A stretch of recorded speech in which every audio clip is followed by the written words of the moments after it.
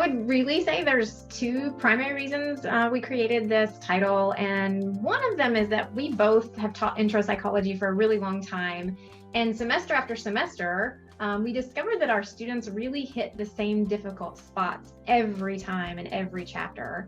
And so one of the reasons we wanted to develop this title is that we had felt like there was an opportunity to help students with difficult concepts that we know they're going to struggle with in the text itself. So we developed adaptive pathways so that students could get some help with difficult concepts in the moment while they're reading. And the other thing that was really exciting to us was the opportunity to develop what we call a digital first product. So we actually built this title in the digital environment, and we have a lot more options available to us in the digital world.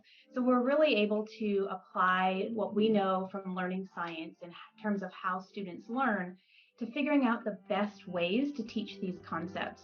And in the digital environment, we can do that through various interactives and videos, and of course, adaptive pathways as well. So that part's been really exciting for us.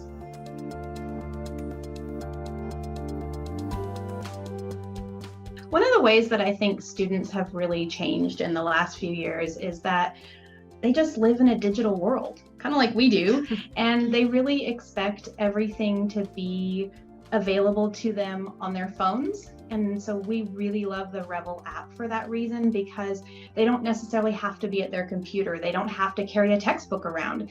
They can, when they're in between classes, read a module, do a quiz, engage with an interactive, and actually learn on the go, which is really conducive to their lifestyle. And I really feel like as an instructor ourselves and in talking to other instructors that we have all struggled with these instructor resource manuals that were like these giant books that you were flipping through desperately to try to find something.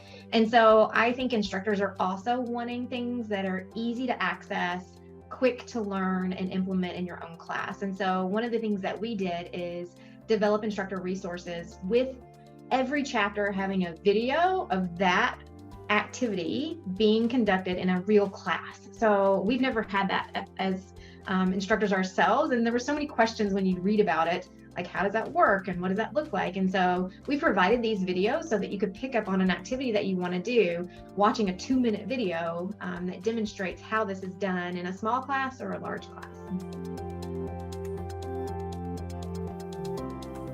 We have always been really excited about the adaptive pathways in our intro psychology text. It's a way for the students to engage with difficult concepts and get the right help at the right time. So at the time when they're reading about something that we know is traditionally difficult for them, they can actually get some help from an instructor right on the spot. So the way adaptive pathways work is students first encounter what we call a pinpoint question. So this is trying to pinpoint if a student has this particular misconception. If the student gets the answer to that correct, then they move on to the next misconception in that topic. But if they do answer the question incorrectly, then that tells us that they're having some trouble with that concept. And so they're immediately delivered a 2-minute or less whiteboard animation video where both Brooke and I scripted all of these videos ourselves and helped produce them, where we're really using our teacher voice as a way of trying to explain this concept. So it's not the same explanation as they just read in the text. It's a new explanation and it's in our own voice. And then they're provided with a follow-up question. It's about the same topic, but it's a different question. And we actually empirically tested all of these questions to make sure that they were roughly equal in difficulty level. And that's the way of kind of checking, like, do they understand that now?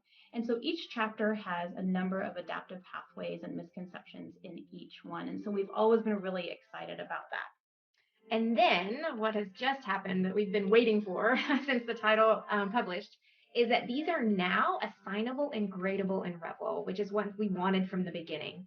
We just know that our students don't tend to do things when they're optional. And so now an instructor has choice in terms of how they want to assign them or not assign them within Revel, within a chapter of Revel. So an instructor can decide that they want to assign these for participation points, meaning if they complete the adaptive pathway, they get full credit. Or the instructor can decide to assign them for actual credit based on their answer. And that's always based on that follow-up question. So if everyone gets the initial pinpoint question incorrectly, no one would be penalized, and you would only lose points if you get the follow-up question incorrect. And so we like the idea of having a lot of choice as an instructor about how you want to grade those and if you decide to do that as well.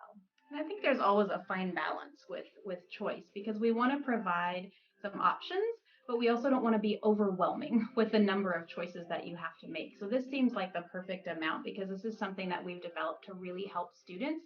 So we really want to incentivize that behavior for them to spend time in those adaptive pathways so they can really get all the help that they need.